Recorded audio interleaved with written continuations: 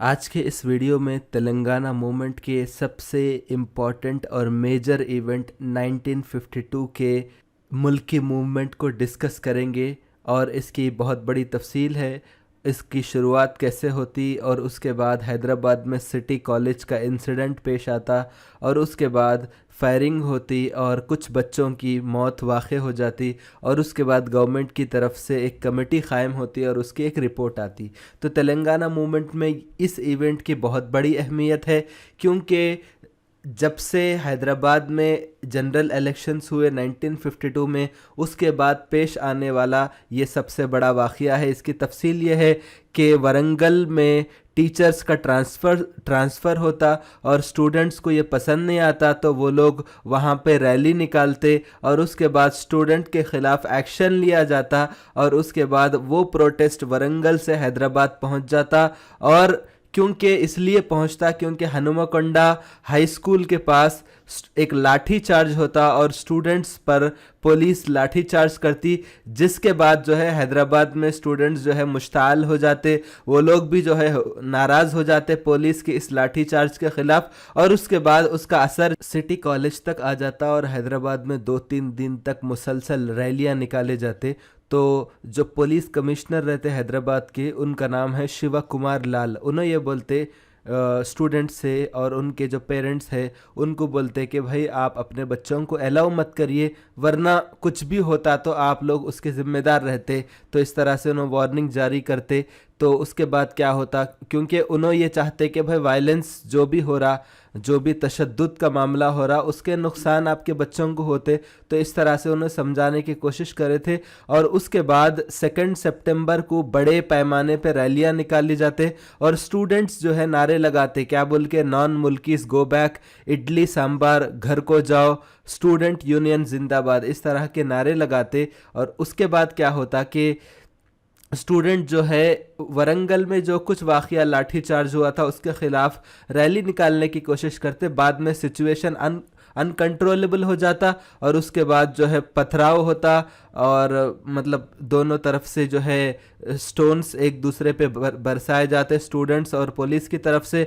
और उसके बाद पुलिस उसके बाद लाठी चार्ज करती और उसके बाद हालात और भी बिगड़ जाते तो पुलिस फायरिंग करती, जिसके नतीजे में ऑन द स्पॉट 2 स्टूडेंट्स की मौत हो जाती और उसके बाद हॉस्पिटल में इलाज के दौरान और 2 स्टूडेंट का डेथ हो जाता। तो ये वाक़या कब का है? ये 3 सितंबर का है। तो 4 सितंबर को क्या करते हैं स्टूडेंट्स, उस्मानिया जनरल हॉस्पिटल के पास जमा हो जाते डेड बॉडी को लेके। और जब मतलब डेड बॉडी दियो बोल के वो लोग क्या करते, प्रोटेस्ट करते। लेकिन ये चूंकि डिले होते ये कार्रवाई में, तो और भी हालात और ख़राब हो जाते। और इस दौरान जब स्टूडेंट्स जो है डेड बॉडीज़ के लिए प्रोटेस्ट ही कर रहे थे तो पुलिस क्या करती, खामोशी के साथ वो 4 डेड बॉडीज़ को जो है मीर आलम टैंक के पास दफना देते। लेकिन जब उस वक्त के चीफ मिनिस्टर बुरगुला रामकृष्णा राव को इसका पता चलता तो उन्हें क्या बोलते, दोबारा से उन खबरों को खुद के लाशों को लेके जो है उन फैमिलीज़ के हवाले कर देते। तो उसके बाद सीएम एक भरोसा देते कि भाई हम एक कमीशन कायम कर रहे, एक कमेटी कायम कर रहे इस मामले में जांच और तफ्तीश करने के लिए। तो जो कमेटी कायम की गई उसका नाम है पिंगली जगन मोहन रेड्डी कमेटी। और इस कमेटी को कब कायम किया गया? 5 सितंबर को। और इस कमेटी ने अपने रिपोर्ट को 28 दिसंबर को सबमिट किया था। और इस रिपोर्ट में क्या बताया गया कि अगर लाठीचार्ज नहीं होता और हालात इतने ख़राब नहीं होते, अगर पुलिस और स्टूडेंट दोनों अपने अपने तरीक़े से थोड़ा सा एहतियात बरतते तो बात इतनी ख़राब नहीं होती, बोल के अपने रिपोर्ट में ये बताया जाता है। तो हमारे इस टॉपिक पे हमारा जो पहला क्वेश्चन है वो ये है कि 1952 का मुल्की एजिटेशन स्टार्ट कहाँ से होता? खम्मम, वरंगल, हैदराबाद, मेदक। तो कहाँ से शुरू होता? तो इसका जवाब जैसा अभी हम लोग ऊपर पढ़े थे, ये वरंगल से शुरू होता है। अब हम और अपने नॉलेज को टेस्ट करेंगे। सेकंड क्वेश्चन ये है कि इसी दौरान असेंबली में एक डिस्कशन भी होता, मतलब इस वाक़ये से पहले नॉन मुल्की एम्प्लॉइज़ के बारे में कि उनके साथ क्या करना चाहिए, क्योंकि हैदराबाद में बड़े पैमाने पे मिलिट्री रूल और जो है MK वेल्लोड़ी के दौर में बड़े पैमाने पे नॉन लोकल्स को लाके यहाँ पे उनको अपॉइंट करे थे, तो उनका क्या करना, तो एक डिस्कशन होता। तो किस तारीख को होता वो, मार्च 1952 या अप्रैल 1952 या मई या जून, कब होता? तो इसका जवाब है जून 1952 को होता। ये जो 1952 के एजिटेशन से 3 महीने पहले की बात है। तो अब हमारा जो तीसरा क्वेश्चन ये है कि फर्स्ट रैली मुल्की मूवमेंट का कहाँ से निकाला जाता जुलाई 1952 में? तो काजीपेट टू हनुमाकोंडा या हनुमाकोंडा चौराहे से काकतिया यूनिवर्सिटी, या वरंगल स्टेशन से हनुमाकोंडा, या हनुमाकोंडा चौराहे से सूबेदारी। तो इसका अगर हम जवाब देखेंगे, हनुमाकोंडा चौराहे से सूबेदारी तक ये रैली निकाली जाती है। तो यहाँ पे 3 स्टेटमेंट दिए गए हैं, उनमें करेक्ट क्या है? तो 28 जुलाई 1952 को स्टूडेंट्स क्या करते, कमेटी बनाते, स्टूडेंट जॉइंट एक्शन कमेटी के नाम से। ये स्टूडेंट्स कहाँ के रहते? ये लोग वरंगल के जो कॉलेजेस और स्कूल्स के रहते, वहाँ के स्टूडेंट्स रहते, और ये लोग बुच्चैया बोल के एक लीडर है, उनको अपना कन्वीनर मुंतखब करते। और क्या करते कि 1952 के अगस्त 3 को जॉइंट एक्शन कमेटी, ये स्टूडेंट जॉइंट एक्शन कमेटी के मेंबर्स क्या करते, चीफ मिनिस्टर बुरगुला रामकृष्ण राव से हैदराबाद में मुलाकात करते, उनके कुछ डिमांड्स रहते। बाद में चीफ मिनिस्टर वरंगल का दौरा करते अगस्त 22 1952 को, तो उस बारे में उनसे क्वेश्चन भी किया जाता। तो इन तीनों स्टेटमेंट में करेक्ट क्या है? ए और सी। ए भी करेक्ट है और सी भी करेक्ट है। बी जो है ये करेक्ट नहीं है कि ये लोग 3 अगस्त को चीफ मिनिस्टर से मुलाकात करते बुच्चैया की लीडरशिप में और अपने डिमांड्स रखते, ये बात करेक्ट नहीं है। सिर्फ ए और सी ही यहाँ पर करेक्ट है। अब यहाँ पे ये स्टूडेंट एक लेटर जो है चीफ मिनिस्टर को लिखते, अगर हमारे डिमांड्स को पे काम नहीं किया गया तो हम लोग क्या करते, स्ट्राइक निकालते, हम लोग रैलियां निकालते। तो ये कौन बोलते? स्टूडेंट जॉइंट एक्शन कमेटी वाले। तो किस दिन ये लोग मीटिंग मुनक्किद करते, ये मीटिंग ऑर्गेनाइज, और उस दिन ये लेटर लिखते। तो किस तारीख को है ये? तो यहाँ पे 4 डेट्स दिए गए हैं। तो अगर इसका जवाब देखेंगे तो 27 अगस्त 1952 को ये लोग एक मीटिंग करते और उसमें एक लेटर लिखते सीएम को कि अगर उनके डिमांड पर कोई अमल नहीं किया गया तो वो लोग क्या करते, स्ट्राइक निकालेंगे। उसके बाद अब हमारा जो 6th क्वेश्चन है वो ये है कि वरंगल डिस्ट्रिक्ट में गैर मुल्की मूवमेंट 1952 के दौरान उस वक्त के डिस्ट्रिक्ट कलेक्टर कौन थे? यहाँ पर 4 ऑप्शन हैं। चारों ऑप्शन का अगर हम देखेंगे तो इसका जवाब है गोविंदराव देश पांडे।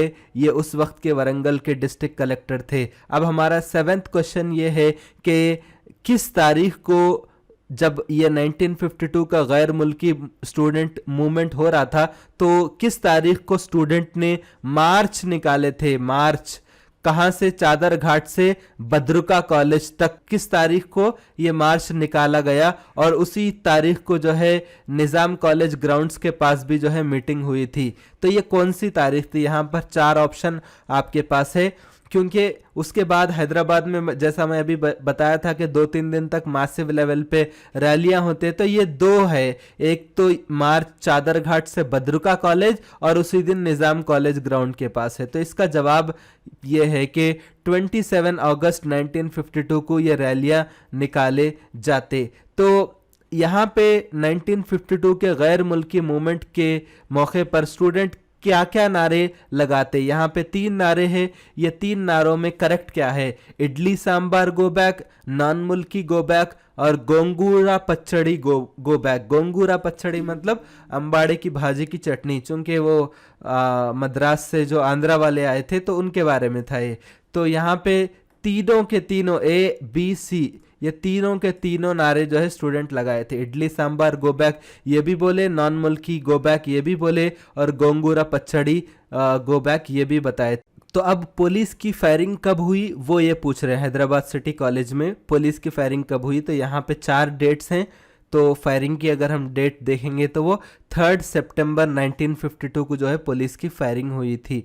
और यहाँ पे ये बता रहे हैं कि उस पुलिस कमिश्नर का नाम बताइए जिसने ये ऑर्डर्स जारी करे थे कि स्ट्राइक्स, मीटिंग्स और रैलीज मत निकालो स्टूडेंट्स को।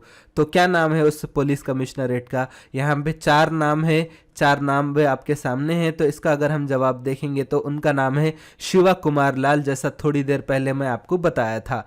इस फायरिंग के इंसिडेंट के बाद हुकूमत ने एक जुडिशियल इंक्वायरी कमेटी कायम करी थी, होम डिपार्टमेंट जो है कायम करा था ये। तो ये किसकी क़ियादत में, किसकी लीडरशिप में ये कमेटी कायम की गई थी? और इसका काम था हैदराबाद में जो पुलिस की फायरिंग हुई थी तो उस पर इन्वेस्टिगेट करने के लिए। तो कोंडा वेंकट रंगारेड्डी या जी रामाचारी या पिंगली जगनमोहन रेड्डी या फूलचंद गांधी, तो इनमें 4 नामों में जो जवाब है पिंगली जगनमोहन रेड्डी, इनकी लीडरशिप में जुडिशियल इंक्वायरी कमेटी, ये नाम याद रखिए, इस कमेटी को कायम किया गया था। हमारा 13वां क्वेश्चन सिटी कॉलेज के पास जो रैली निकाली गई थी उसके बारे में है कि इन 4 लोगों में से कौन है जिन्होंने रैली को, जो स्टूडेंट्स की जो रैली है उसकी लीडरशिप करे थे, उसकी क़ियादत कौन करे थे। यहाँ पे 4 नाम हैं, ये 4 के 4 स्टूडेंट लीडर्स हैं। तो इनमें केशवराव जाधव एक ऐसे लीडर हैं जिन्होंने सिटी कॉलेज के पास जो रैली निकली थी, जो जुलूस की शक्ल में, उसकी लीडरशिप करे थे। अब हमारा जो 14वां क्वेश्चन ये है कि मुल्की मूवमेंट 1952 का मेन ऑब्जेक्टिव क्या है, मकसद क्या है? तो इसका जो पहला ऑप्शन है वो ये है कि रजाकारों का जो तशद्दुद था उसके खिलाफ उनको प्रोटेस्ट करना, या दूसरा सेपरेट तेलंगाना स्टेट, या तीसरा जो है तेलुगु लैंग्वेज का डेवलपमेंट, या फिर चौथा लोकल जो लोग हैं उनको एम्प्लॉयमेंट में प्रायोरिटी देना, उनको तरजीह देना। ये 4 ऑप्शन हैं, बहुत ज़्यादा इंपॉर्टेंट है। तो इसका जवाब ये है to give priority to local people in employment, यानी जॉब्स में, रोज़गार के मौके में लोकल जो लोग हैं उनको प्रायोरिटी देना, उनको तरजीह देना। ये जो है 1952 के मुल्की मूवमेंट का अहम तरीन मकसद है। अब हमारा नेक्स्ट क्वेश्चन 15th वो ये है कि ये जो पिंगली जगन मोहन रेड्डी कमेटी है ये किस तारीख को अपनी रिपोर्ट सबमिट करी थी? गवर्नमेंट को किस तारीख को अपनी रिपोर्ट सबमिट करी थी? यहाँ पर 4 ऑप्शन हैं। तो इसका जवाब है 28 दिसंबर 1952 को ये जो जगन मोहन रेड्डी कमेटी है, इस कमेटी ने अपने रिपोर्ट को गवर्नमेंट के हवाले किया था। अब हमारे क्विज का सबसे लास्ट क्वेश्चन ये है कि कुछ प्रोटेस्टर्स ऐसे थे जो इन 4 ऑप्शंस में से एक लीडर के कार को जला दिए थे ये प्रोटेस्ट के दौरान। बुरगुला रामकृष्ण राव, कोंडा लक्ष्मण बापूजी, शिव कुमार लाल या गोविंद राव देशपांडे। तो इसका जवाब यह है बुरगुला रामकृष्ण राव, जो कि उस वक्त के चीफ मिनिस्टर थे, उनके कार को तक जला दिया गया था 1952 के मुल्की मूवमेंट के मौके पे। जो एहतजाज करने वाले लोग थे वो लोग इतना बड़ा काम करे थे। बहरहाल आई होप आज का जो लेसन है 1952 का मुल्की मूवमेंट, ये जो है तेलंगाना मूवमेंट का, तेलंगाना की तहरीक का बहुत ही अहम मेजर इवेंट माना जाता। आपने इस वीडियो को लास्ट तक देखा, आपका बहुत बहुत शुक्रिया। आपको भी ये वीडियो कैसे लगा, कैसा आपको महसूस हुआ कंटेंट के बारे में, इसमें आपका जो भी फीडबैक है, राय है, वो ज़रूर कमेंट की शक्ल में दीजिए। और किस टॉपिक पे मेरे को वीडियो बनाना है आप बताइए, मैं भी इंशाल्लाह उस पर ज़रूर बनाऊंगा। बहुत बहुत शुक्रिया।